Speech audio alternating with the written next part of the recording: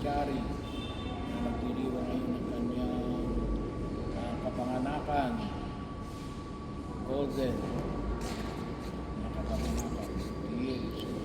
Salamat sa biyaya na ipinagkakalob ng buong kapal ang biyaya ng buhay na nawahigit namin pakinabangan at nagagawa sa Evangelyo na sa ang ibig mo ay higit namin pakinabangan ang biyaya na ito na ipinagkalob mo kay Chari.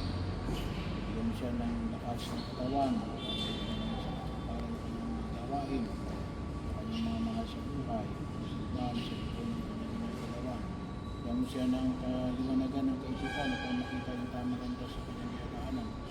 Adang kapanagagan ng kalooban upang maipahayag ang tama sa kanya ng kasalanan na nagbibigay ng kapahamakan. Ilog namin na siya nawa ay hindi mong gamitin upang maipahayag ang iyong pagliligtas sa buhay. Namin ito sa kanyang Ama, ng Anak, ng Espiritu Santo. Amen. Ama namin, sumasalangit ka sa ngalan mo, sa amin ang kaharian mo, hindi ang sa lupa, sa langit. Bigyan mo kami ngayon ng aming kakanin sa araw. Patawarin mo kami sa aming mga sala, para nang pagpatawad namin sa pagkakasala sa amin, huwag mo kami pahintuin